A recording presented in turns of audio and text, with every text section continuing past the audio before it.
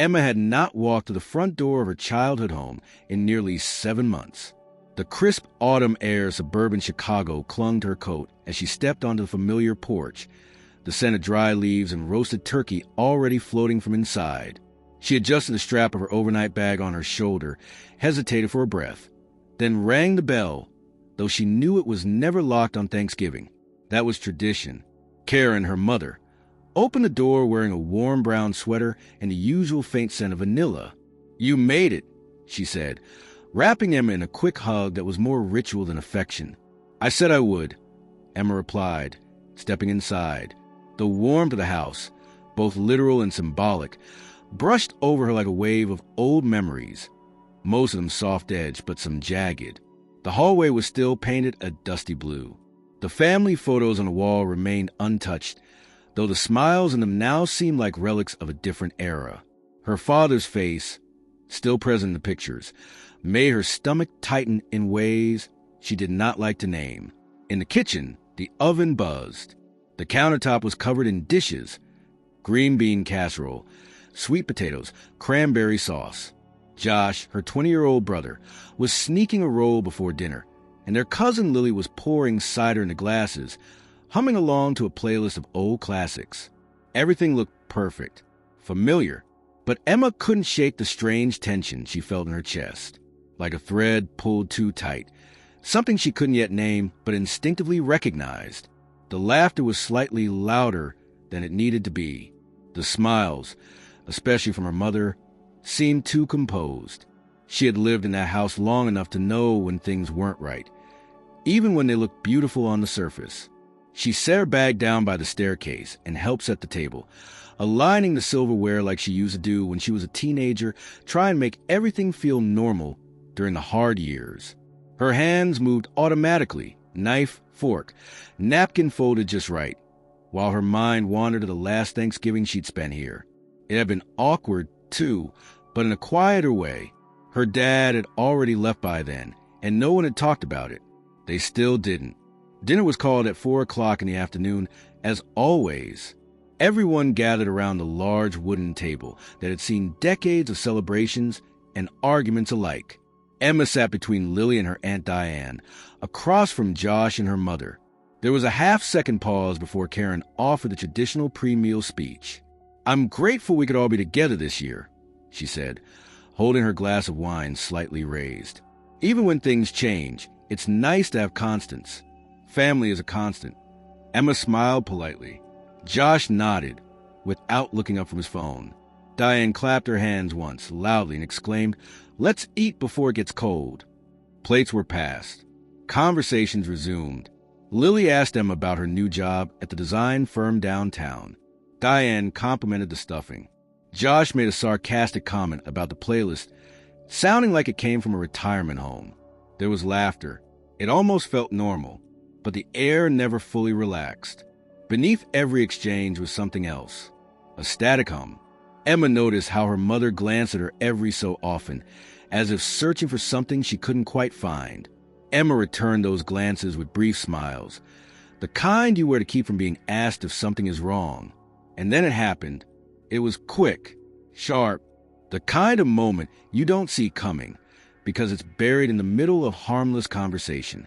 Emma had just complimented the cranberry sauce when Josh, still chewing, said casually, "You know, Mom told me you never really help with anything in this house."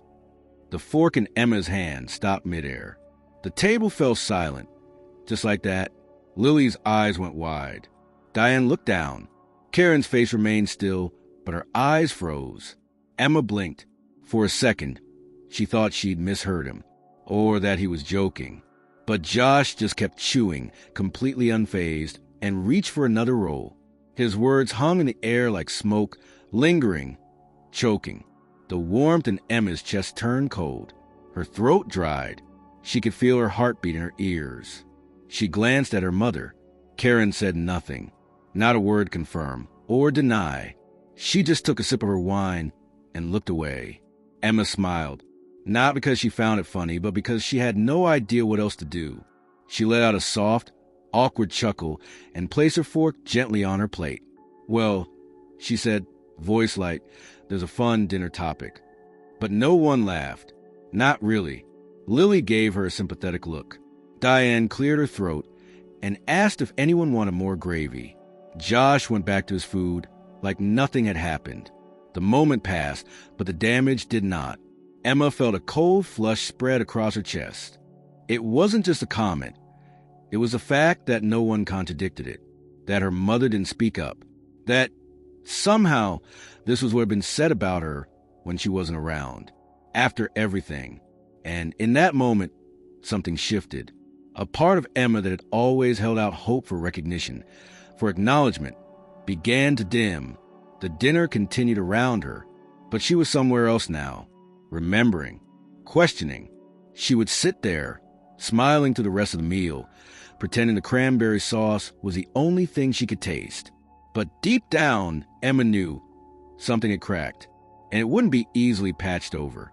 She had come home for Thanksgiving, but what she found was a story she didn't know had been told without her, a version of herself that she didn't recognize, one that everyone else seemed to believe, and the silence that followed was louder than anything she had heard in a long, long time. The clinking of forks resumed, but not as naturally as before.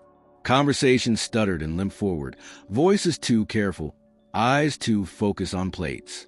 Emma chewed in silence, tasting nothing, her mind spiraling inward while her face held the same practiced calm she had worn through countless family meals. Across the table, Josh was scrolling through his phone again, oblivious or indifferent to the impact of his words. No one addressed what had just happened, that, more than anything, twisted inside her. Not even Lily, who clearly had caught the shift in mood, dared acknowledge it directly.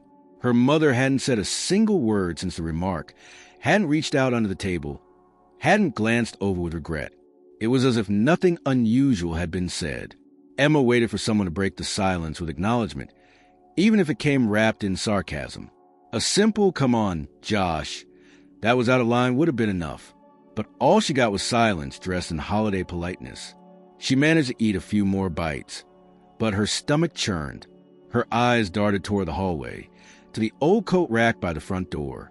The instinct to grab her bag and leave was overwhelming, but she stayed seated, pinned down by a mixture of pride and pain. As the dishes cleared and dessert was brought out, pumpkin pie, apple crisp, whipped cream in a metal bowl, Emma excused herself with a soft, "I just need a minute," and left the dining room without waiting for permission. She walked slowly down the hallway toward the small guest bathroom under the stairs, but she didn't stop there. Her feet kept moving until she reached the narrow staircase that led to the basement. She hadn't been down there in years. It was cold, unfinished, filled with boxes of old decorations, outgrown toys, and the remnants of family that once functioned in a completely different way. The wooden stairs creaked under her weight. The light buzzed as she flipped it on. The smell of dust and faint mildew reminded her of childhood sleepovers and rainy day hideouts. She found an old armchair near the back, covered in a thin sheet, and sat down slowly, her knees weak. Her hands trembled in her lap. The words Josh had spoken kept replaying, but more than that, it was the unspoken acceptance around the table. A single sentence had undone years of her quiet contributions, erased the sacrifices she never advertised, and worst of all, it had come with the authority of her mother's voice behind it. She pressed her palms to her face, inhaling deeply. She wanted to cry, but the tears didn't come. Instead, she just sat there in stillness, letting the quiet of the basement settle around her like a blanket. 10 minutes passed before the sound of footsteps reached her ears. "Emma?" It was Lily's voice, soft and uncertain. Emma didn't answer at first. A few seconds later, Lily's figure appeared at the bottom of the stairs. Her expression was one of concern, not the performative kind, but real, lived-in concern. "I figured you'd come down here," Lily said, stepping carefully over a stack of boxes. "You always used to when things got tense." Emma gave a quiet, humorless laugh. "Some things don't change, I guess." Lily sat on an overturned crate nearby, close but not crowding. She pulled her sweater sleeves over her hands, like she always did when she was nervous. "Hey, that thing Josh said, I don't know where it came from, but it was messed up." Emma looked over at her. "He said Mom told him that." "I know," Lily said gently. That's what makes it worse. Emma didn't respond. She stared at the floor at the specks of dust caught in the slant of the overhead light. I think your mom, Lily hesitated. She's not the same person she was, After your dad left, she kind of rewrote a lot of things. I think she needed to cope. Emma tilted her head. So rewriting me as the absent one helped her cope? I'm not saying it's right. I'm just saying I've seen her do it. Change details in old stories to make herself look stronger, or to make someone else look like the one who didn't show up. It's her way of managing guilt. Emma's eyes welled, but the tears stayed trapped. I wasn't perfect, but I was there. I was always there. She knows that. Lily nodded slowly. You were. I saw it. I remember. A silence settled between them, heavier than the one at dinner. Emma leaned back in the armchair, eyes on the low ceiling. I don't think I can just go back up and pretend everything's fine, Emma said finally. You don't have to pretend, Lily said, but you should come up. Don't let them bury you in silence again. The words echoed in her head as she sat still, hands gripping the arms of the chair. She didn't know what she would say, or she had the strength to confront it all tonight, but she also knew she wasn't willing to disappear into the background anymore. Eventually, she stood up. When they returned to the dining room, the atmosphere had relaxed into that post-dessert lull. Plates half empty, coffee mugs filled, voices low. Emma's mother was sitting at the head of the table, speaking quietly to Diane. Josh was watching something on his phone. No one looked up when Emma entered. She sat down again in silence, her chair now slightly pulled back from the table. Karen glanced over at her, then looked away. Emma cleared her throat. Hey, Josh. He looked up, eyes blank. What? Can I ask why you said that earlier? About me not helping around the house? Josh shrugged. That's what Mom told me.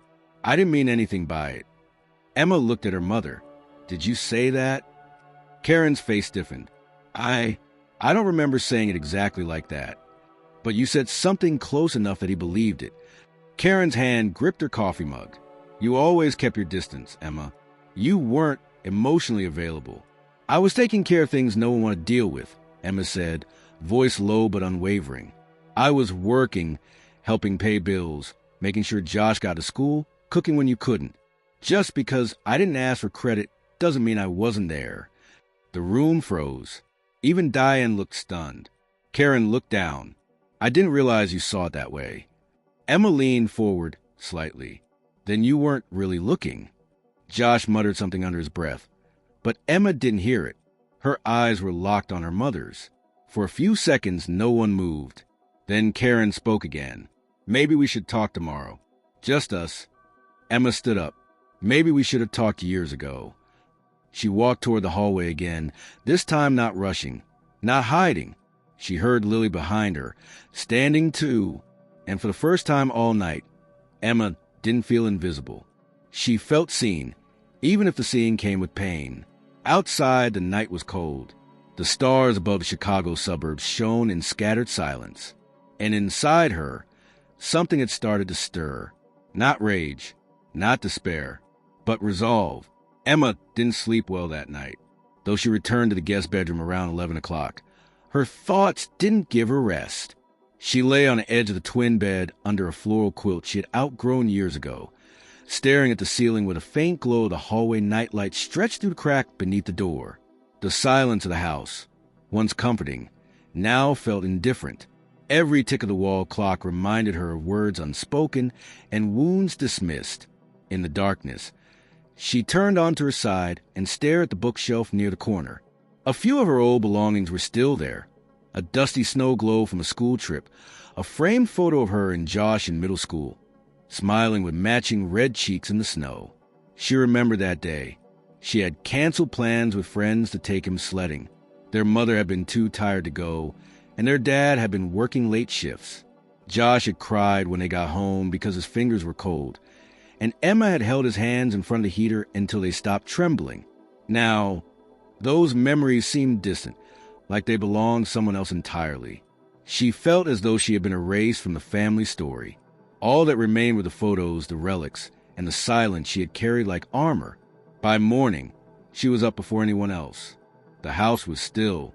She brewed coffee in the kitchen, the same way she used it before school, and stood by the window as the pale light of early morning filtered through the trees. The backyard was quiet. The swing set creaked gently in the wind, a sound that struck her with strange familiarity. She hadn't stepped outside yet since arriving. Without thinking, she walked to the back door, slid open, and stepped out into the cold. The backyard looked smaller now, the way everything from childhood eventually does. But every corner still held pieces of the past. The garden bed where she once tried to grow strawberries, the patch of grass where they used to set up tents in the summer, and the swing set, old, rusted, but still standing. Emma walked toward it and ran her fingers over the chains. She sat down slowly, the seat creaking under her weight, and began to sway gently. The cold air bit at her fingers, but she didn't move. Instead, she let the stillness settle around her like a cloak. It was here she remembered the nights she used to come outside to escape the noise inside, the arguments, the exhaustion, the expectations. She had always carried more than anyone realized, always filled the gaps without needing to be asked. She was dependable, predictable, but never quite visible. Her phone buzzed in her pocket. She pulled it out to see a message from Lily. "Let me know if you want to grab a coffee before I head out today." Emma replied, "Yeah, give me 30 minutes." They met at the cafe down the street, a small corner place with uneven floors and mismatched chairs. Emma ordered a black coffee. Lily got tea. They sat near the window, steam curling upward from their cups. Lily leaned forward. "You okay?" Emma nodded, then shook her head. "I don't know. I feel like I've been walking around this family my whole life invisible, and last night just made it official." Lily sipped her tea. "You were never invisible. Not to me, but to Mom, to Josh, to everyone else, apparently." Emma's voice cracked slightly. "I didn't need praise, but I guess I thought at the very least they'd remember." "People only remember what's convenient," Lily said. "It makes life easier to rewrite who you were, what you did, especially when they're trying to explain why things fell apart." Emma looked out the window. The world outside moved slowly. People walking dogs, cars idling at the intersection. She envied that rhythm. "I thought coming home would help me feel grounded again, but I feel more lost now than I did before." "You've spent years being glue, Em, holding things together without asking for anything. But glue dries. It cracks." Emma didn't reply, but the words hit hard. Lily reached into her coat pocket and pulled out a crumpled envelope. "I wasn't going to show you this, but I think maybe you should see it." Emma raised an eyebrow. "What is it?" "It's a note. I found it in one of my mom's drawers a couple months ago. She was cleaning out old things from after the divorce. I don't think she meant to keep it." Lily slid the envelope across the table. "It's from your mom, written to your dad." Emma opened it slowly. The handwriting was familiar, neat, slanted, unmistakably Karen's. The letter wasn't long, but every line struck with precision. "I can't do this alone anymore. Emma acts like she's the adult and expects me to be weak. I know she means well, but her quiet judgment makes everything feel worse. I need space to breathe without her watching me like I'm broken." Emma folded the letter without finishing the last few lines. Her stomach turned. "She saw me that way," she whispered, "like I was a burden. Or like a mirror," Lily offered gently. "You showed her what she wasn't ready to face. That you were stepping in where she couldn't. That's hard for some people to admit." Emma nodded slowly, eyes down. "I thought I was helping. I thought being strong was enough." Lily leaned in, her voice low. It was enough. It just wasn't appreciated by the people who should have seen it. They finished their drinks in silence. When they stood to leave, Emma felt the weight of the letter in her coat pocket, like an anchor. But at the same time, something in her had shifted. The truth, though painful, was clearer now. She returned home that afternoon with a mind less clouded. Her mother was in the kitchen again, making soup, her movements calm and deliberate. Josh was nowhere to be seen. Emma didn't say anything right away. She just leaned against the doorway and watched. Karen noticed her eventually. "Hey!" Emma nodded. Soup smells good. Thanks. Thought it might be nice for tonight. Emma stepped into the kitchen and sat at the table. For a long moment, they were silent. Then she said, "Did you ever really see me, Mom? Like, really see me?" Karen paused, ladle in hand. "What do you mean?" "I mean past the silence. Past the fact that I didn't cry or complain. Did you ever stop and realize what I was carrying?" Karen turned, eyes tired. "I always knew you were strong." "That's not what I asked." Karen set the ladle down and sat across from her. "I guess I didn't know how to deal with you being stronger than me. That's not what a mother is supposed to feel." Emma's eyes filled again. "I wasn't trying to replace you. I was trying to keep us from falling apart." Karen nodded slowly. "I know that now, but I didn't want to admit it then." Emma reached into her pocket. Fingers grazed in the envelope, but she didn't pull it out. Not yet. Some truths needed to rest a little longer before being spoken aloud. "I just needed to know you saw me," she said softly. "That I mattered." Karen's eyes watered. "You did, even if I didn't say it. Even if I didn't know how to show it." Emma stood. "I need some air." Karen didn't stop her this time. Outside, the sky had turned gray. Emma walked slowly down the driveway, past the mailbox, toward the sidewalk where the neighborhood curved gently into another row of houses. Her breath fogged in the air. She didn't know exactly where she was going, but for the first time since arriving, her steps didn't feel heavy. She didn't feel invisible. She felt wounded, yes, but real. Oh, and that, she thought, was a beginning. Emma walked aimlessly for over an hour, following familiar bends of her childhood neighborhood, where each house still carried echoes of the people who lived in them decades ago. The Dwyers had the blue shutters and the wooden snowman on the porch. The Olsons used to throw summer barbecues and hand out full-size candy bars on Halloween. She passed the corner where she'd once scraped her knee chasing after Josh's bicycle, the telephone pole where someone had stapled lost dog posters for as long as she could remember. Every inch of this place was wrapped in memory, and for the first time in years, Emma wasn't trying to forget it. She was trying to understand it. Eventually, she found herself standing outside the old wooden gate that led to the backyard of her family's home. The latch was still loose, just as it had always been, and the path was still lined with the flat stones she'd helped her dad place one summer afternoon when she was 12. She opened the gate and stepped inside, her boots crunching over fallen leaves. The yard hadn't changed much, maybe a little more overgrown, the grass a little patchier. The swing sat still like a skeleton of the past, and in the far corner, the compost bin she and her father had once tried to use was still there, long forgotten. Emma crossed to the back wall of the house, where the window to the laundry room sat slightly ajar, letting in the scent of fresh detergent. She rested her hand against the siding and let the silence fall over her again. But it wasn't quiet in her head. Her thoughts kept circling the same question. How could a lifetime of effort, of stepping in and stepping up, be reimagined as absence, as disinterest? She wasn't just angry at her mother anymore. She was mourning something she hadn't named until now. The realization that so much of her care had gone unnoticed because it had been quiet, practical, unglamorous. She sat down on the back steps, pulling her coat tighter against the wind, and let her mind drift to the day her father lost his job. She had just turned 16. He had come home early, eyes heavy, and disappeared into the garage for hours. Her mother had locked herself in the bedroom. No one said a word to Josh. It was Emma who told him everything would be okay, who made dinner that night, who quietly handed her father a folded-up envelope with $80 she had saved from babysitting and art commissions online.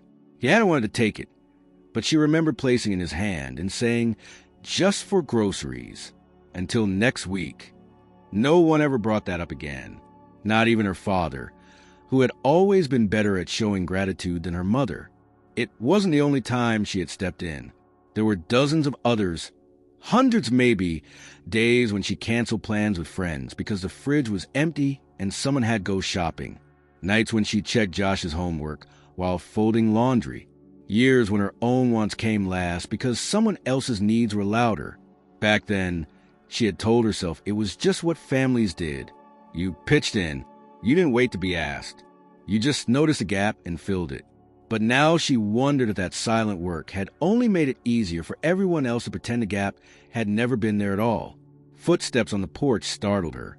She turned to see Josh standing there, hands in his sweatshirt pockets, a sheepish look on his face. "Didn't mean to sneak up," he said. "I saw you come back to the yard." Emma gave a short nod. "Just needed to think." Josh sat down a few steps above her, stretching out his legs. They sat in silence for a while, watching the leaves spin across the lawn in the breeze. Eventually, Josh spoke again. "Hey, about what I said at dinner." Emma didn't look at him. "What about it?" "I didn't mean it to come out like that," he said. "I was just repeating something Mom said a while back. I didn't think it'd hit like that." Emma picked up a small stone from the edge of the steps and turned it over her hands. "Do you even remember what I did when we were kids?" Josh furrowed his brow. "Like what?" She let out a breath. "Like staying up all night, helping with your science project in 8th grade. Or taking you to soccer practice every weekend for 2 months when Dad couldn't. Or the time you got sick during finals, and I sat up with you every night to make sure you ate something." Josh blinked. I guess I forgot some of that." "That's the thing," Emma said, her voice calm but firm. "You had the luxury of forgetting. I didn't. I was busy holding everything up while no one noticed." Josh looked down. "I didn't mean to hurt you." "I know," she said, "but you did." He nodded slowly. "I think I just always assumed you were fine. You never asked for help. You didn't seem like you needed it." Emma finally turned to look at him. "Because if I cracked, the whole house would have come down." Josh swallowed hard. "I'm sorry." She studied his face. Still young, still holding that mixture of guilt and confusion. He wasn't malicious. He was just unaware, and that made the wound deeper. "I'm not asking you to fix anything," she said. "I just needed to be seen. Really seen." Josh nodded again. "I see it now. I do." They sat together a little longer, the chill between them thinning slightly. When Josh stood to leave, he gave her shoulder a light squeeze, an awkward, wordless apology. Emma stayed behind, watching him go, and for the first time since she arrived, she didn't feel like yelling. She felt tired but steady. Later that evening, she found herself in the attic. The narrow ladder creaked as she climbed, flashlight in hand, brushing cobwebs from her jacket. The attic was cluttered with boxes, old toys, Christmas decorations, and papers from another life. She opened a box labeled M's Room in faded marker and pulled out a stack of journals. She sat cross-legged on the floor, flipping through the pages. Her handwriting shifted with the years, from loopy adolescent scrawls to the tight, organized script of her college days. In one entry, she had written, "Josh had a fever again today. Mom was too tired to take him to the doctor. I went. It's okay. I don't mind. I just wish someone noticed." She closed the journal and exhaled slowly. It was all there, proof not for anyone else, but for herself. She had carried this family in ways none of them remembered, and even if they never gave her the acknowledgement she deserved, she had the truth. She had her memories, her words. The attic was cold and the air was thin, but she felt more grounded than she had in days.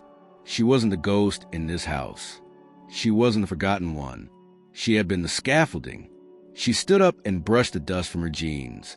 She would stay one more night, no longer out of obligation, but because she needed to see this through. Not for them, for herself. Downstairs, she could hear the low murmur of the television, her mother's voice, a faint laugh. Emma descended the ladder slowly, ready for the conversation she knew was coming.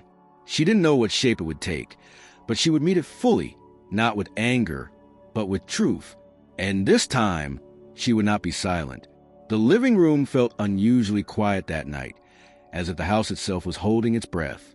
Emma sat on the floor beside the cold fireplace. Her knees tucked to her chest, while the muted flicker of the television played across her mother's face.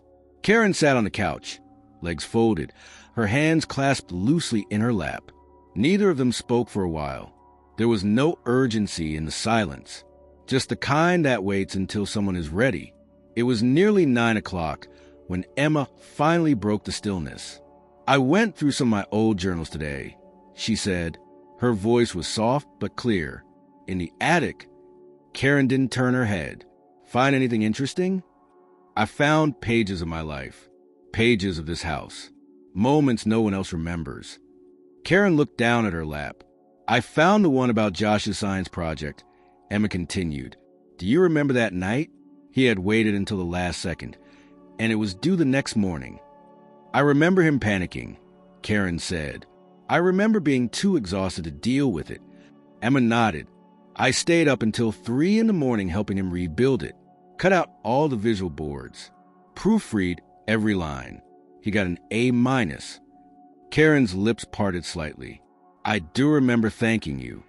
You did, Emma said, but I don't think it stayed with you. Karen turned then, slowly meeting her daughter's gaze. You think I forgot on purpose? I think, Emma said, steadying her breath, you forgot everything that didn't fit the version of me you were more comfortable with. Karen's face crumpled slightly, but she didn't look away. I don't bring these things up because I want credit. That's never what this was about. But I need you to understand that being silent didn't mean I wasn't trying. That night with Josh? That's just one example. There were so many. I believe you, Karen whispered. Emma stood and walked toward the bookshelf beside the fireplace. She reached for a photo album tucked behind a stack of unused candles and pulled it into her hands. The cover was navy blue, the corners frayed. She brought it back to the floor and opened it between them. Here, she said, flipping through the pages. Christmas when I was 17. You were sick that year. Dad was still working nights. Karen nodded slowly. I wrapped every gift, cooked the entire dinner, helped Josh write his letter to Santa. I even took that picture of you and him in matching pajamas. Karen stared at the photo. I remember thinking it was one of the only holidays that went smoothly. It went smoothly because I made sure it did, Emma said, her voice cracking just slightly. Karen reached out and touched the photo with her fingertips. I never knew how much of that was you. You didn't ask, Emma replied. You were too tired, or too sad, or too afraid. Karen sat back and rested her hands on her knees. I was afraid of falling apart. And I think, somewhere deep down, I let myself believe that as long as you were quiet and capable, I didn't have to face how bad things were. Emma let the words settle before speaking. You leaned on me in ways no teenager should have been leaned on. And now, years later, instead of recognizing that, you turned me into someone who never helped with anything. That hurts more than anything else. Karen looked devastated, but not defensive. You're right. The admission didn't fix anything, but it mattered. Emma felt it land in her chest like a stone, solid, undeniable. I don't hate you, Emma said after a long pause, but I need to heal from you. Karen's eyes shimmered with unshed tears. How do I help you do that? Emma shook her head gently. You don't. You just let me speak. And maybe you start remembering the truth instead of the version that protected you. There was another silence, but it felt different, less heavy, more necessary. After a while, Emma stood. She placed the album back on the shelf and walked into the kitchen. She filled a glass of water at the sink and leaned against the counter, her breath steady now. She could hear the faint murmur of her mother crying in the next room, and it didn't fill her with guilt. It filled her with clarity. They were both grieving different things. Emma was grieving the years she spent being invisible, and Karen was grieving the comfort of denial. Later that night, Emma opened her laptop in the guest room and typed up a letter to herself, not for anyone else's eyes, just her own. You were there. You were kind. You were quiet, but not absent. Your silence wasn't neglect. It was protection. You did more than anyone knew, and even if they never see it fully, you did. You remember, and that's enough. The act of writing, it brought a strange peace. She closed the laptop, folded her legs under the quilt, and stared at the ceiling again. But this time, she didn't feel small. She felt full of memory, of pain, of truth. In the morning, she took another walk through the backyard. The sun was beginning to cut through the clouds, streaks of light hitting the fence where Josh had once carved his name. She paused near the garden bed and dug her fingers into the earth. It was dry and brittle, neglected for years, but underneath the topsoil, there was moisture, life. She smiled slightly. The past was buried here, yes, but so was everything that proved she had mattered. And now that she had pulled it back into the light, no one could bury it again. Emma spent the morning of the second day mostly to herself. Her conversation with her mother the night before had left a strange echo inside her, a mix of confrontation and something that felt like release, though not quite resolution. There was no tidy closure, no sudden warmth between them, only a subtle shift in weight, as if one heavy stone had been lifted off a larger pile. The house felt quieter, but not in the oppressive way it had the day she arrived. It was a tentative kind of quiet, the kind that comes after something breaks and before anything is fixed. She found herself in the den, flipping through an old photo album Josh had left on the coffee table. Pictures of birthdays, vacations, and school events passed under her fingers. In most of them, Emma stood slightly off to the side, smiling, present, but never quite centered. Her face, even in childhood, carried a seriousness others often mistook for distance. She traced the edge of one photo where she was helping Josh cut a birthday cake, probably at one of his elementary school parties. Her mother wasn't in that picture. Neither was her father. It was just her and her brother, surrounded by neighborhood kids, streamers overhead, and a half-melted candle still flickering. That's when she heard the front door open. Lily's voice floated in, casual and light. "I brought muffins." Emma set the album aside and walked to the kitchen. "You're a saint," she said. Lily grinned and held up a brown paper bag. "From that place on Lincoln you like. Figured you could use something sweet." They sat at the kitchen table. Lily poured coffee while Emma unwrapped a blueberry muffin and tore off a piece absently. "How are things today?" Lily asked, her tone carefully neutral. Emma exhaled. "Not worse, but not solved either." Lily sipped her coffee. "Progress." "Maybe," Emma said. "We talked. My mom admitted some things. But I still feel like I'm walking through someone else's version of my life." Lily nodded. "That's the thing about families. Everyone remembers a different story." They ate in silence for a few minutes before Lily leaned forward, resting her elbows on the table. "There's something I've been meaning to tell you," she said. Emma looked up. "What is it?" "It's about your mom. About some of the things she said. I didn't bring it up before because I didn't know if it would help or just hurt more." Emma tensed. "Tell me anyway." Lily hesitated, then said, "A few years ago, not long after your dad moved out, we had a family dinner, just me, Aunt Karen, and my mom. It was after one of those therapy sessions she was trying back then. She started talking about how everything had fallen apart, and she said something that stuck with me." Emma waited, heart pounding. She said, "Emma doesn't need anyone. She never has. She's like this machine. Efficient, cold, self-sufficient. I don't know how to reach her." Emma's throat tightened. "She said I was cold?" Lily nodded. She said it like she was trying to explain away her own absence. Like if you were unfeeling, then she wasn't failing you. Emma looked down at the table, her fingers curling into her palm. "That's how she coped, by pretending I didn't feel things." "It's not fair," Lily said quietly.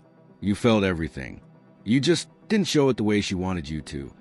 Emma pushed her muffin aside. "I kept thinking if I worked harder, if I was helpful enough, I'd earn her attention, or at least her respect." "You were a kid, Em." "I know, but that's how it felt. Like I had performed usefulness to deserve anything." Lily reached across the table and touched her hand briefly. "I saw it. All those years, I saw what you were doing. You weren't cold. You were surviving." Emma didn't speak for a moment. Her eyes were glassy, but she blinked the tears away. "What do I do with that now?" Knowing that she chose to rewrite everything that way. Lily leaned back. "You don't have to carry the shame for someone else's fear. That's the thing. She couldn't deal with her own failures, so she gave you a version of yourself that justified them." Emma nodded slowly. "I believed it for a long time, that I was just too distant, that maybe I really hadn't done enough." "You did more than enough," Lily said firmly, and anyone who paid attention knew that. Emma rubbed her temple. "Why do families do this? Make one person scapegoat, so no one else has a change." Because it's easier than admitting we all failed each other, Lily said. And you were strong. You make waves. That made you the perfect person to carry it. Emma looked out the window. The backyard was sunlit now, golden leaves falling gently onto the grass. A moment of peace, framed in light. I can't make her remember it differently, Emma said, but I can stop questioning whether it happened. Lily smiled. Exactly. That's your power now. You know your story. Emma stood up and reached for the coffee pot. I think I want to talk to Josh again. Not about the past. Just about now. Lily raised an eyebrow. You sure? Yeah, he deserves a chance to know me. Not just what Mom told him. Later that afternoon, Emma found Josh in the garage, going through a box of old books. He glanced up, then offered a tentative smile. Hey! Hey, Emma said. Mind if I sit? He shook his head, and she sat on the old cooler beside him. Lily told me something today, she said. Something about Mom. About how she saw me back then. Josh nodded. I think she was hurting. And maybe she didn't want anyone else to see that. That doesn't make it okay. No, he agreed. It doesn't. They sat quietly for a while, flipping through old yearbooks, occasionally pointing out someone they remembered or laughed at someone's awful haircut. It wasn't deep, but it was real. Eventually, Josh said, I've been thinking about what you said yesterday, about feeling invisible. Emma glanced over. I think I was too young to notice back then, he continued. But I see it now. You held a lot together. And I'm sorry I didn't recognize that sooner. Emma felt something in her chest loosen. Thanks. Josh nodded. You think Mom will ever really get it? Emma looked out toward the driveway. I don't know, but I'm done waiting for her to. And with that, she stood and stretched, the autumn light casting long shadows behind her. For the first time in years, she felt the story turning, not back to beginning, but towards something new, something she could shape with her own hands. The past wasn't going anywhere, but neither was the truth, and now she wasn't afraid to tell it. Emma stood in the hallway outside the kitchen the next morning, holding a cup of tea that had already gone lukewarm in her hands. The floor creaked beneath her feet, and the silence of the house felt heavier today, more expectant than quiet. The morning sun had slipped through the blinds, streaking across the countertops and tile floors, touching everything with a soft, filtered gold. But there was nothing warm about what she was preparing herself to do. Her mother was already seated at the kitchen table, reading the newspaper in her usual posture, one hand on her coffee mug, the other turning pages with careful fingers. It looked like any other morning from their past, one of those ordinary routines that Emma had once longed to feel safe inside. But today, the image didn't comfort her. It reminded her of all the years she had walked past this exact scene, carrying truths she never dared speak aloud. Emma cleared her throat. Can we talk? Karen looked up slowly. There was no surprise in her eyes, only a weariness that bordered on resignation. She folded the paper and gestured to the chair across from her. Emma sat down, placing her mug between them. I'm not here to argue, she began, but I need to ask you something, and I need you to be honest with me. Karen nodded. Okay. Emma took a breath. Did you really tell Josh that I never helped with anything in this house? Karen looked away, her eyes settling on the rim of her coffee cup. I might have said something like that once. Not in those exact words, but close enough. Emma didn't react immediately. She had known this was coming. Still, hearing it confirmed stirred something cold in her chest. Why would you say that? She asked.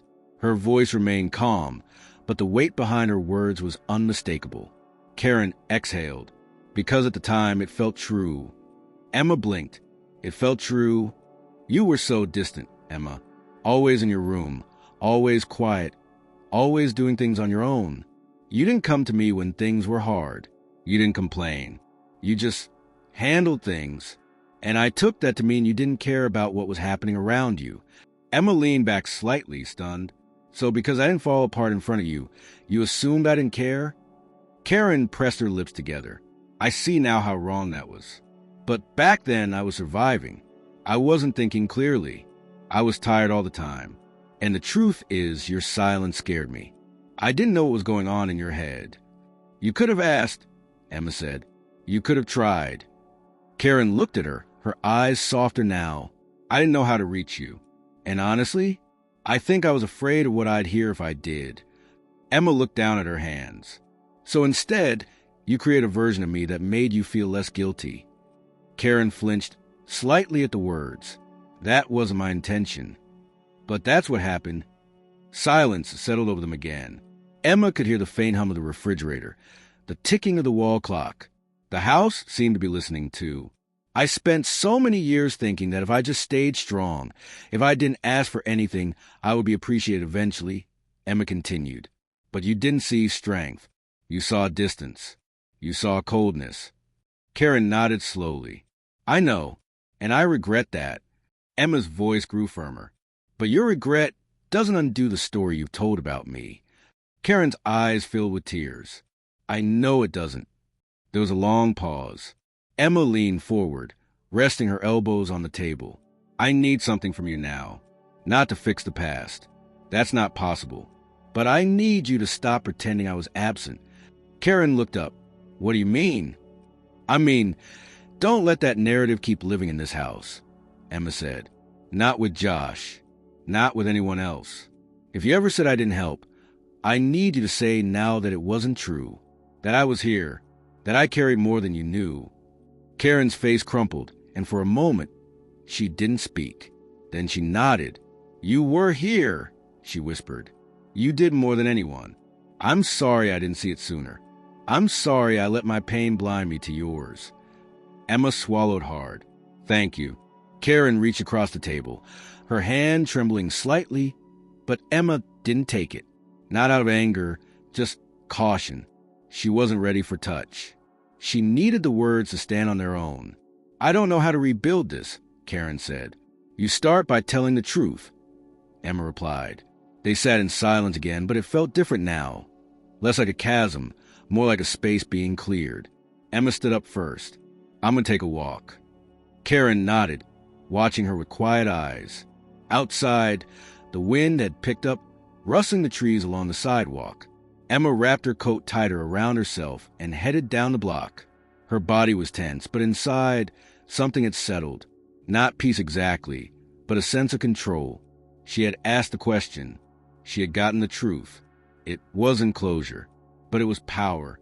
As she walked, her phone buzzed. It was a message from Josh. Hey, Mom told me you two talked. I just wanted to say, thank you for saying what I couldn't. I think we're both starting to get it now. Emma smiled faintly, then typed back, one conversation at a time. She slipped the phone back into her pocket and kept walking, the wind pushing gently at her back. For the first time in years, Emma had stood face to face with her mother's version of the past, and she hadn't flinched. She had asked for what she needed, and she hadn't crumbled. It still hurt. Of course it did. But this kind of pain came with clarity. And clarity, she realized, was its own form of freedom. The afternoon light filtered to the front windows, washing the living room in a pale, golden hue that made everything look softer than it felt. Emma sat in the armchair her father used to claim during Sunday football games, her legs tucked beneath her and a fleece blanket draped across her lap. She had returned from her walk only an hour before, hoping that the weight in her chest would ease with movement. It hadn't. Her mother sat across from her on the couch, her posture stiff, hands clasped tightly around a lukewarm mug of tea. They had spoken that morning, and though Emma had gotten the clarity she needed, it was clear that Karen had more to say, something that had yet to surface. She had asked Emma if they could talk again that afternoon, and Emma, though drained, had agreed. Now, the silence between them felt like the moment before a storm breaks, a kind of hush that pulled at the edges of every thought. I've been trying to figure out how to explain this without making excuses, Karen said finally, her voice quieter than usual. Because I don't want you to think I'm justifying what I said, but I do think I need to tell you what I was feeling back then. Emma nodded slowly. Okay. Karen shifted in her seat, her fingers tightening around the mug. When your father left, she began, I didn't realize how much of my identity had been wrapped up in just getting through the days. I wasn't doing well, but I didn't know how to show that. And then there you were, so calm, so controlled. You never cried. You never yelled. You just kept moving, like it didn't touch you. Emma's brow furrowed. It touched me. You just didn't see it. I know that now, Karen said quickly. But back then, I mistook it for indifference. I told myself you didn't care because it was easier than admitting I was failing you. I needed someone to blame for the silence in the house, and you were the only one not falling apart out loud. Emma stared at her mother, letting the words sink in. So you convinced yourself I was the cold one. Karen looked down. Yes, and the worst part is I started saying it out loud. To friends, to family. I painted you as distant, so I wouldn't have to explain why we weren't close. It became easier to tell people, she's just not emotionally involved, than to admit that I'd push you away. Emma's jaw tightened. You rewrote who I was so people wouldn't see your own guilt. Karen's voice cracked. I did. I'm ashamed of that. Emma didn't speak right away. She turned her face toward the window, where a tree branch tapped rhythmically against the glass. All those years, she said, I kept thinking I was doing something wrong, that if I had just been more open, more emotional, you would have seen me. But now you're telling me that my strength, the one thing I was clinging to, was the very thing that made you believe I didn't care. Karen's eyes filled. I wasn't thinking clearly. I was angry at your father. I was overwhelmed. And yes, I resented how composed you were. It made me feel weaker. Emma's heart twisted. There was something profoundly tragic about that. About being resented for holding things together. About being punished for not needing constant reassurance. I didn't want you to carry everything, Karen continued.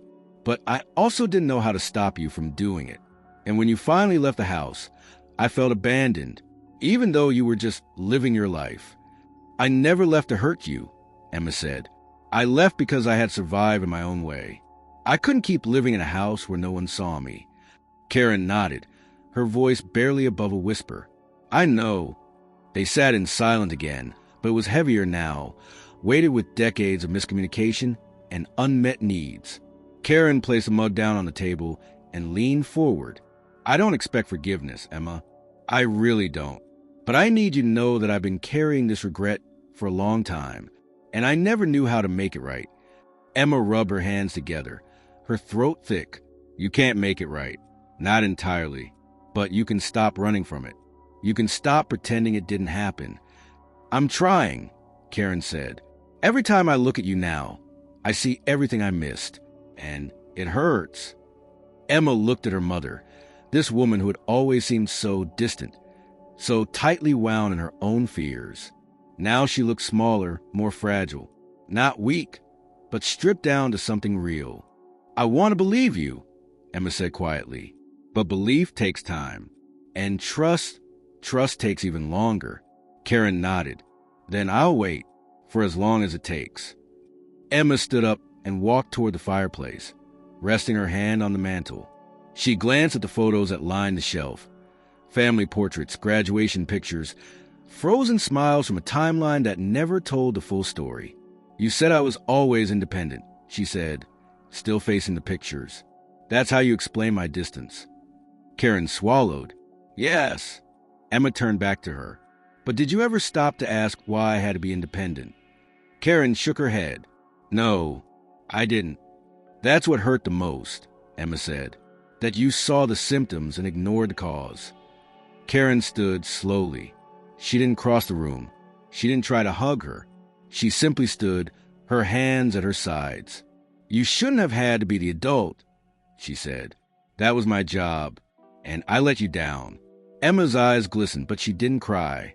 She had cried enough already in private, in silence, in all the places where no one saw her pain. Now, she needed something else. Not tears, not an apology, just truth, and maybe in time repair. She nodded once, then turned back to the photos. She pointed at one near the end of the row, a picture of her, maybe 17, holding a tray of cookies at a holiday party. Her smile was soft, shy, not forced. Josh was next to her, mouth open mid-laugh. That day, she said, I baked for 6 hours. You told your friends it was your recipe. Karen's breath caught in her throat. I remember that. I never care about the credit, Emma said. I just want to feel like part of this family. Like I mattered.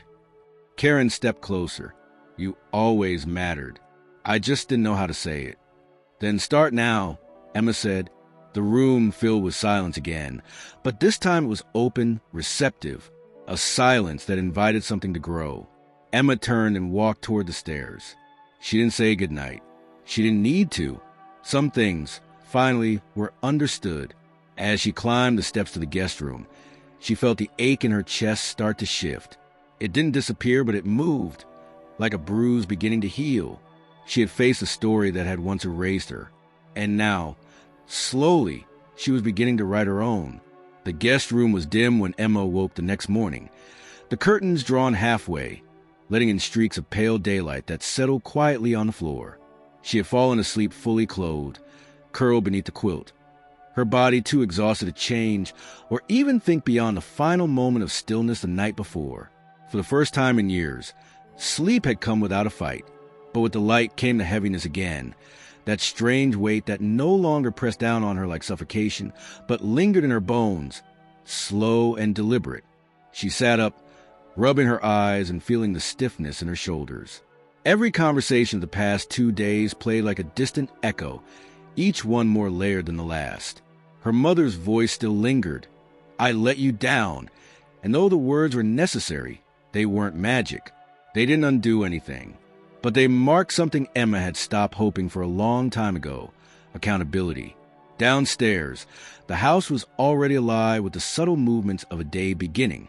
The scent of toast and coffee filled the hallway. Emma changed into clean clothes and made her way to the kitchen, where she found Josh at the table with his laptop open, headphones around his neck, and a half-eaten bagel on his plate. He looked up when she entered. Morning. Hey, she said, pouring herself a cup of coffee. You sleep okay? Emma nodded. Yeah, surprisingly. Josh closed his laptop slightly, his expression shifting. Mom's out back. She's been out there since before I got up. Emma sipped her coffee, unsure what to say. She okay? Josh shrugged. I think so. Just quiet. Emma glanced toward the back door. She could just barely make out her mother's silhouette through the glass, sitting on the old patio bench, wrapped in a shawl, staring out at the backyard. Josh spoke again, more hesitantly this time. I talked to her last night, after you guys did. Emma turned to him. What did she say? That she wishes she could go back. Josh said that she was scared of facing the truth about how much you held together. He looked at her then, earnestly. I don't think she fully gets it yet, but she's trying. Emma gave a quiet nod, trying to start. Josh closed his laptop completely and leaned forward. Can I ask you something? Of course.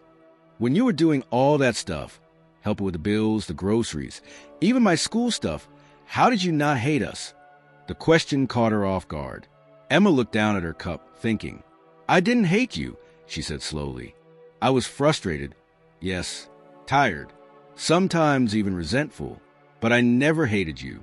I loved you too much for that. And I guess I thought maybe if I kept showing up, someone would notice. Josh's voice dropped. I should have. You were a kid, Emma replied. It wasn't your job to see the weight I was carrying. It was Mom's. Josh nodded, but guilt still swam in his eyes. I think that's what's been messing with me. The idea that my whole memory of our childhood is only half the story. Like, I remember being taken care of, but I always thought it was Mom behind it. Now I'm realizing how much of that was you. Emma met his gaze. It doesn't mean those memories weren't real, just that the truth was wider than you knew. Josh looked away for a second, blinking hard. It's like finding out your life was held together by invisible string, and you didn't even know who was holding it. Emma gave a soft smile. Invisible until now. They sat in companionable silence for a while, the kind that exists between two people beginning to rebuild a shared understanding. Then Emma stood. I'm going to go talk to her. Josh nodded. Good luck. Emma stepped outside into the crisp mid-morning air. Her mother didn't look up as she approached, and Emma took the seat beside her without a word. The air was still, the leaves barely moving. For a long moment, Neither of them spoke. Karen broke the silence first. "Do you remember the summer after your dad left?" Emma nodded. "I used to come out here and sit just like this, every morning. I told myself it was to think, to reflect, but really I was just hiding. From the house, from the noise, from you and Josh." Emma listened. I didn't know what I was doing. I thought if I acted normal, if I cooked the dinners and folded the laundry, everything else would fix itself. Emma looked out at the yard. "It didn't." "No," Karen said. "It didn't." She clasped her hands tightly in her lap, her voice trembling. "I need to tell you something," she said. "It's hard, and I don't expect it to make anything better, but I need to say it anyway." Emma turned to her slowly. "Go ahead." Karen took a deep breath. "There were times back then when I resented you for being okay. Not because you were actually okay, but because you didn't fall apart in a way I could understand. You didn't scream. You didn't slam doors. You didn't cry in the middle of the night. And I thought maybe you didn't care that your father left, that I was barely holding it together." Emma said nothing. "So I made up a version of you that made sense to me, one where you were detached, self-absorbed, too independent to need anyone." Emma clenched her jaw. "That wasn't me." "I know that now," Karen said. "But I lived with that version for so long, it became real to me, and then I repeated it. To Josh, to others, because it explained why we weren't close. It protected me from admitting that I had missed every single sign that you were hurting." Emma swallowed hard. "It protected you, but it destroyed me." Karen's face crumpled. "I'm sorry." Emma turned away, her eyes scanning the backyard. "I remember that summer too," she said. "I remember making dinner most nights. I remember helping Josh with his reading. I remember crying into my pillow because no one asked me how I felt, because I didn't know who I was supposed to be if I wasn't the one holding everything together." Karen's breath hitched. Emma continued, her voice even. "And the hardest part is that when I finally left, I thought maybe distance would give us both clarity. But all it did was solidify your version of the story. You moved on, and I became the daughter who didn't help, who didn't care, who vanished." Karen wiped her eyes. "You were never that. I know that now." Emma stood. She didn't walk away, but she didn't sit back down either. "I need to live my life without carrying this," she said. "I need to stop measuring myself against a lie." Karen looked up at her. "I understand." Emma turned toward the door, then paused. "The next time someone asks you what happened between us, tell them the truth, that you missed it, that I was there, that I mattered." Karen nodded, her face pale but determined. "I will." Emma stepped back inside the house and closed the door gently behind her. The warmth of the kitchen wrapped around her like a quiet exhale. The air felt different now, not entirely healed, but lighter. She had heard the truth. She had spoken hers. And now, she could finally begin to let go. Emma sat alone in the guest room late that afternoon, her suitcase open on the bed, the zipper half undone. She hadn't packed yet. Not really. A few shirts were folded neatly. A pair of jeans rested on top. But everything else still hung in the closet or sat in drawers that hadn't been touched since she arrived. The clothes didn't matter. What mattered was a choice, to leave tonight or to wait until morning. She had planned to stay through the weekend, maybe even Sunday night. But now, after everything, she wasn't sure staying any longer was healing or just prolonging the pain. The conversations over the past 2 days had done something irreversible. They had cracked open history and pulled out its rawest pieces, placing them in full view. There was no way to put it all back now. Emma had always believed that facing the truth would bring peace, and maybe, eventually, it would. But tonight, all it had brought was exhaustion. Downstairs, she could hear the faint sounds of the television, her mother's voice every now and then, Josh laughing softly at something. The normalcy of it all struck her as surreal, almost eerie. How could they sit there like nothing had shifted, like they hadn't all been turned inside out? She sat on the edge of the bed, fingers knotted together, elbows on her knees. The silence in the room stretched long and taut. Her phone buzzed on the nightstand. A message from Lily. Checking in. "You okay?" Emma typed back quickly. Not really. Think I'm leaving tonight. Lily replied almost instantly. Do you want company? Or a place to crash? Emma stared at the message.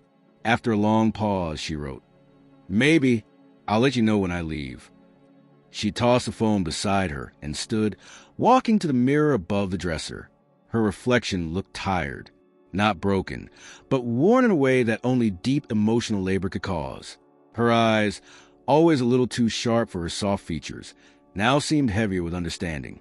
It wasn't that she wanted to run. She had done what she came here to do. She had spoken her truth, heard what she needed to hear, and pushed her mother to finally admit the part she played in Emma's quiet erasure. But now the weight of it lingered, pressing against her ribs like too much air trying to fit into lungs that had long forgotten how to breathe freely. She reached for the small canvas bag on the dresser and began to gather the rest of her things. Toothbrush, charger, moisturizer, socks. She moved slowly, deliberately, as if every item packed was another thread tying up a piece of the visit. Half an hour later, suitcase zipped and jacket slung over her arm, Emma descended the stairs. Her mother looked up from the couch immediately. You going somewhere? Emma nodded. I'm going to a hotel. Karen stood. Tonight? I need space, Emma said. I thought staying longer would help, but I think it's just reopening wounds that are still too raw. Karen walked toward her. You don't have to go. We can just have a quiet night. No more heavy talks. Emma looked at her mother, searching her expression. But that's the problem. Quiet nights are what we've always done. We bury the truth under small talk and pretend the weight isn't there. I'm trying, Emma, Karen said. I've told you more in the last 2 days than I've admitted to anyone. I know, Emma said gently, and I appreciate that. But trying isn't the same as changing, and I need time to figure out how I want to move forward. Karen's eyes were glossy, but she didn't cry. Are you angry? I'm tired, Emma answered. Not just from this visit, but from everything it brought back. From realizing how much of my life I spent waiting for someone to notice what I was carrying. Josh walked in from the kitchen, pausing when he saw the suitcase. You're leaving? Emma turned to him. Yeah, I need some space. He looked disappointed, but not surprised. I get it. Karen crossed her arms. Can I at least drive you? Or walk you out? Emma shook her head. No, I'll call a car. I just need to do this alone. The door closed behind her with a soft click. The air outside was cold but crisp, the kind of chill that felt bracing rather than punishing. She stood on the porch for a moment, breathing in, then pulled out her phone and requested a ride. The car would be there in 8 minutes. She walked to the curb and sat on the low stone wall that separated the lawn from the sidewalk. Her suitcase rested beside her, and she hugged her jacket closer to her chest. She hadn't planned on ending the visit this way. Part of her had hoped for a better farewell, some lighter moment that would leave the door open a little wider. But now she understood, healing didn't always look like warmth. Sometimes it looked like walking away before the old habits were formed around you. The car pulled up, a silver sedan with soft jazz playing from the dashboard. The driver, an older man with kind eyes, gave her a nod as she loaded her bag into the trunk. Hotel Riverlight, he asked. That's the one, Emma replied. She leaned her head against the cool window as the car pulled away, watching the familiar streets pass by in blurred outlines. The farther she got from the house, the easier it became to breathe. At the hotel, she checked in quietly, her voice barely above a whisper as she confirmed her reservation. The room was small but clean, the walls painted a soft cream color, the bed made with stiff white linens. She dropped her bag in a corner and collapsed onto the mattress, staring at the ceiling. She wasn't sad, not in the way she'd expected. She was something else, hollow maybe, or just emptied, like everything she had stored up for years had finally been poured out, and now she didn't know what to refill herself with. Her phone buzzed again. Lily, I'm 5 minutes away with takeout.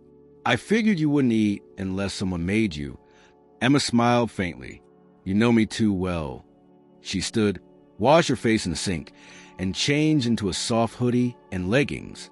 When Lily arrived, Emma opened the door and stepped aside without a word.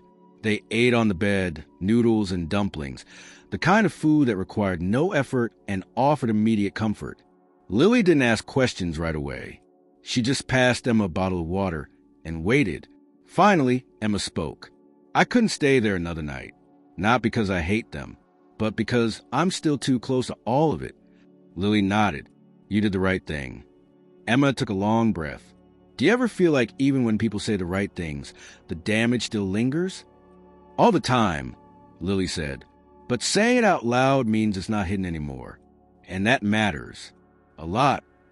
They sat in silence again, not because they had run out of words, but because some moments don't require them. Emma stared at the wall opposite the bed, her voice distant when she finally spoke. "It's not just about what they didn't see. It's about how long I convinced myself that being unseen was okay, that being needed was the same as being loved." Lily's eyes softened. "You know better now." Emma nodded. "I do." She would sleep that night in a new space, not in her childhood room, not in a house filled with memory and fracture, but in a room of her own choosing, quiet, unburdened by the weight of what she had once accepted. And in that quiet, she would begin to redefine what home really meant. The hush of early morning in the hotel room felt different from the silence she'd known at home. Here, it was suspended, weightless, like a breath held between two hearts. Emma lay in the bed, staring at the ceiling, her thoughts drifting across the past days like fallen leaves in autumn wind. The confrontation, the revelations, the packing, the departure, they all felt raw and shifting, as though she were still somewhere between two worlds. Her phone vibrated on the bedside table. She sat up, blinking. A notification, an email flagged as important. From her mother. She swallowed, then tapped the message open. The subject line read simply, "Emma." Her heart pounded as she read, "My dearest Emma, I am writing this letter because words spoken in the moment are sometimes not enough. I'm not sure I can say everything face to face, or that even then it would truly land where it must. But I want you to see me trying. I am so deeply sorry. For every moment I denied your presence, every time I dismissed your pain, every time I accepted the false narrative instead of seeking yours. I don't expect this to erase the past, but I do offer as a turning point. You were always there. You held this family together in ways I could not. I didn't understand then, was afraid, overwhelmed, selfish, but I see it now. I see you. I realize how much courage it took for you to stay and speak, to stay and name what had been silent for so long. And even as I write this, I feel the weight of every unspoken apology. I want to be better, not the way I was, not in denial. I want to show up differently. I don't promise that every day will be perfect, but I promise I will try and try honestly. When you are ready, I hope we can find a space to speak again. Not for reconciliation in the immediate sense, but for truth, for listening, for both of us being seen. With all the love I know how to feel. Mom. Emma sat very still after reading, her eyes fixed on the screen. The letter didn't sting. It didn't fix. But it opened something. A small crack in the wall she'd built so tightly around her heart. She felt something press against it from within. Hope, or maybe simply relief that someone was finally acknowledging it. She closed the email gently and leaned back on the bed, letting the quiet fill her. Overhead, the air conditioning hummed. Outside, the city was already stirring. Distant car engines, faint footsteps, the shuffle of morning routines.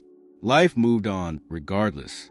An hour later, Lily knocked and entered, carrying a tray with coffee and 2 glasses of orange juice. Her eyes were gentle and tentative. She set the tray on the small table, then sat beside Emma. "You okay?" Lily asked softly. Emma nodded slowly. "Mom emailed me. She wrote a letter." Lily's eyes brightened. She leaned forward. "Can I read it?" Emma handed over the phone. Lily read in silence, her brows furrowing then softening. When she finished, she looked up. "That's something." She tucked a strand of hair behind her ear. A big something. Emma closed her eyes. It's the first time she's really said it.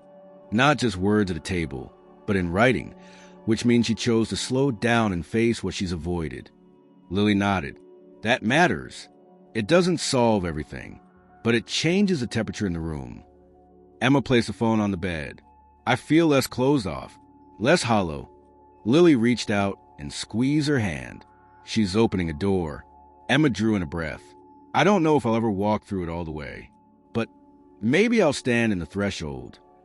They sat together in silence a long while, drinking coffee, letting the morning sunlight light the room in gentle gold. Then Emma stood. I should respond. Lily nodded. I'll wait here. Emma crafted a reply slowly, words she had rehearsed and held back for so long. She wrote that she saw the letter, that she treasured the effort, that she needed time, space, and a way to engage on new terms. She didn't demand instant reconciliation. She invited honesty. She closed with love, cautious but real. When she sent it, her heart thumped, but also lightness. Not relief, exactly, but movement. A ripple in still water. That afternoon, she decided to walk. Not toward home, not yet, but toward a corner of the neighborhood she hadn't seen in years. The small public garden where she and Josh used to walk after school. She put on her coat and left, leaving the hotel room behind. By the time she reached the garden, the sun was leaning low, golden across the flower beds. The benches were empty. She found their old bench, the one under climbing roses, and sat, breathing in the scent of late blooms. It felt like visiting a memory, stepping into a frame she'd once inhabited and walked away from. She closed her eyes and thought of home, the house, the rooms, the conversations, the silences. She thought of the letter, of what she'd said, what her mother had said, what was still unsaid. When she opened her eyes, her phone vibrated. A message from Josh. Mom told me about the letter. I'm so proud of you. I've been wanting to say thank you for everything I never noticed. I love you, Em. Emma exhaled softly. She typed back, I love you too, and maybe we'll notice each other more now. She set the phone aside and watched as a breeze stirred the petals of the roses above. Light flared, shadows shifted. She felt present in the moment. The letter had changed the tone, no longer solely a confrontation, but a soft shift, an opening, a possibility. She didn't expect miracles. She didn't expect instantaneous healing. But she felt a current now, a path she could step on as she chose. And for the first time in a long time, she hoped she would choose it. Emma returned home 2 days after receiving her mother's letter, not with the weight of obligation, but with a steady, tempered resolve of someone who had finally stepped outside the story written for her. She didn't call ahead. She didn't announce her arrival. She simply took the train, walked the 3 blocks from the station, and stood once again before the familiar front steps of her family's house. Her bag light, her back straight, her chest carrying something different this time. Boundaries. The door opened before she even reached it. Josh stood there, hoodie half-zipped, eyes wide but relieved. You're here, he said, like he wasn't sure he was supposed to sound happy. Emma gave a short nod. Is it okay? He stepped aside immediately. Of course. She entered. The house smelled like cinnamon and something savory, maybe soup. It was warm, not just from the heating, but in its stillness. Not oppressive, not tense, just quiet. Karen wasn't in the living room. The television was off, no music played, no candles lit, just ordinary air and space. Emma set her bag near the stairs and glanced at Josh. She's in the kitchen, he offered, watching her. She doesn't know you're coming. Emma nodded and started walking. Her mother stood at the stove, back to the door, stirring a pot with slow, circular movements. Her shoulders tensed when she heard the footsteps, then slowly relaxed. I thought I might see you again, Karen said, not turning. Emma stopped at the threshold. I wasn't sure myself. Karen finally turned to face her.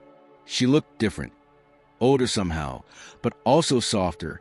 There were no lines of defense in her expression, only a cautious hope, tempered by guilt. I was expecting you today, Karen said, but I'm glad you came. Emma leaned against the doorframe. I'm not staying long, just a visit, one with a clearer beginning and end. Karen wiped her hands on a dish towel and nodded, understood. For a long moment, they didn't speak. Then Emma moved into the room, sat at the kitchen table, and folded her hands. "I read your letter," she said. Karen nodded. "I meant every word." "I know," Emma said. "That's why I came." Karen joined her at the table, sitting across from her the way they had when Emma was younger, doing homework or pretending to while Karen balanced bills. The kitchen looked the same, but everything else had changed. "I've been thinking a lot about what rebuilding looks like," Emma said. "Not going back to how things were. That's not possible. But building something new, on better terms." Karen's hands curled around the mug in front of her. "I would like that. But here's what it means for me," Emma said, her voice steady. "No more rewriting the past. No more pretending I was absent when I wasn't. And no more blaming my silence for your choices." Karen flinched slightly, but didn't interrupt. Emma continued. "It also means I get to choose how involved I want to be now. I'm not the default caregiver. I'm not the one who steps in just because no one else will." Karen's eyes filled, but she blinked quickly.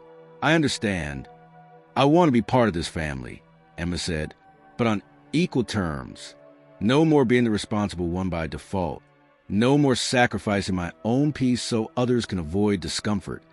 Karen nodded. "You have that. From now on." Emma studied her. "That includes Josh." Karen looked confused for a second. Emma clarified. "I want him to know the truth. Not just that I helped, but the full truth. What I carried. What I gave up. And I want you to help me tell him." Karen looked down. "He's young. I didn't want to burden him." "He's an adult," Emma said, "and he deserves honesty. The same honesty I never got growing up." Karen exhaled slowly. "You're right." Emma leaned back slightly. "He reached out to me after the letter. Said he's proud of me." Karen smiled, a genuine, small smile. "He's always looked up to you." Emma shook her head. "He looked up to a version of me he didn't understand. I want him to see the full person." Karen reached for a cup. "When do you want to talk to him?" Emma shrugged. "Tonight. Casual. No speeches. Just truth." That evening, the three of them sat on the couch, not in the usual line of strained politeness, but close enough to feel natural. Josh balanced a bowl of popcorn on his knee. Karen kept her hands tucked beneath a throw blanket. Emma started slow, sharing one story at a time. "I used to drive you to practice," she said to Josh. "Do you remember that?" He nodded. "Soccer, right?" Emma nodded. "I wasn't just driving. I was also cooking dinner, doing laundry, helping Mom balance the bills." Josh's face shifted. "I didn't know that." "I didn't expect you to," Emma said. "But I want you to know now. Not because I want praise, but because I want to be seen."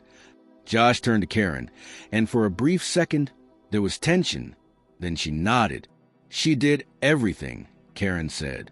"And I let her." Emma continued. "There were things I missed out on. Friends. College visits. I made myself small so things could keep going. But I don't want to live like that anymore." Josh looked stricken. I'm so sorry." She smiled gently. "It's not your fault. But now that you know, I hope we can move forward with honesty." He nodded, solemn. "You have that. From me."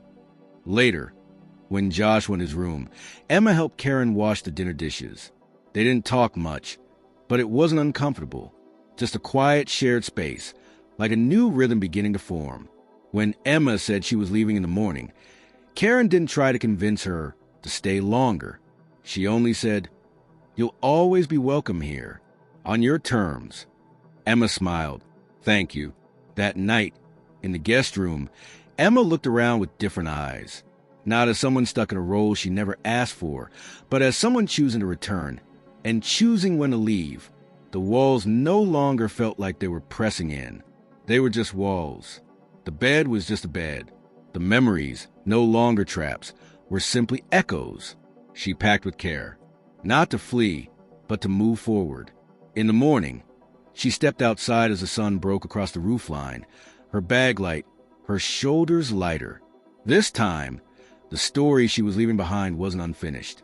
It was open, and she was the one turning the page. The late winter sun filtered through the windows of Emma's apartment as she moved around the kitchen with practiced calm. She wasn't rushing. The timer on the oven ticked down slowly, and the smell of roasted vegetables drifted into the living room. There was music playing softly from the speaker on the counter, an old jazz record she'd come to love over the years. The mood in the room was gentle, deliberate, and for the first time in a long while, she felt ready. It had been 3 months since she walked away from the family house with her bag in one hand and her story in the other. Since then, there had been emails, 2 long phone calls, and 1 afternoon visit. She and her mother hadn't rebuilt everything. There was no sudden transformation, but there had been space, mutual effort, and a new tone between them. Not perfection, not performance, just progress. Tonight was the first time her family would visit her space. Her terms. A small dinner, not a holiday, not an obligation, just a table set for 4. Emma, her mother, Josh, and Lily. She glanced at the clock. Almost 6 o'clock. She straightened the silverware, adjusted napkins, and ran a hand over the back of each chair. Nothing had to be flawless. That wasn't the point anymore. The point was presence. There was a knock on the door. Emma opened it to find Josh first, holding a bottle of sparkling cider in one hand and a box of chocolate-covered almonds in the other. "Didn't want to come empty-handed," he said, grinning. Emma stepped aside. "You'll earn a second plate for those." Karen followed close behind, wearing a navy cardigan and carrying a pie tin wrapped in foil. "It's store-bought," she said as she walked in, "but I heated it myself, so I'm taking half the credit." Emma laughed. "Half's fair." And then came Lily, arms full of flowers and energy. "I brought chaos and joy as requested." Emma took the flowers and smiled. Perfect. As they settled around the table, there was a moment, a flicker of silence. That felt familiar. But this time, it wasn't filled with tension. It was simply the pause before something new begins. They passed dishes, poured drinks, and settled into a rhythm. Conversation flowed without pressure. Josh talked about a new class he was excited for. Karen asked Emma about her latest project at the design firm. Lily, as always, kept things light and moving. At one point, Josh looked across the table at Emma. "You know," he said, "I still think about what you told me, about how much you did when we were growing up." Emma looked up. Josh continued, "It changed how I think about our family. I see things more clearly now, and it's made me want to show up better. Not just for you, but for Mom, too." Karen nodded. "We've been talking a lot about how we both carried things we never said out loud, and how much we lost because of it." Emma didn't respond right away. She let the moment settle. Then she said, "I think what matters now is that we started saying those things, and that we keep saying them." Karen reached for her glass. "To speaking out loud, then." Josh lifted his. "To the version of the story where everyone counts." Lily added, "And the dinners that don't end in emotional explosions." They all laughed. As the plates cleared and the candles burned low, Emma leaned back in her chair, watching the 3 people around her. There was no script tonight, no silent expectations, just the warmth of shared effort. She rose from her seat and carried the last dish to the sink. Karen joined her, drying as Emma washed. "I've been thinking about something," Karen said quietly. "You once asked if I ever truly saw you. I didn't know how to answer then, but I do now." Emma glanced at her. Karen placed the towel down. "I see you, Em, as you were, as you are now, and I'm grateful you gave me the chance to try again." Emma's throat tightened. But this time, it wasn't from pain. It was from the startling, unfamiliar sensation of being witnessed, fully, gently, without needing to fight for it. "Thank you," she said. Later, as the door closed behind the last guest and the quiet settled back into the apartment, Emma walked to the window and looked out at the city lights. There was no dramatic conclusion, no sweeping redemption arc, just a quiet, lived-in peace. A beginning she hadn't expected, made not from a perfect repair, but from honest pieces, laid down together. She set the leftover pie in the fridge, rinsed the last glass, and turned off the lights. There would be other dinners, other conversations, some harder than this one, some easier, but this was the one that changed everything.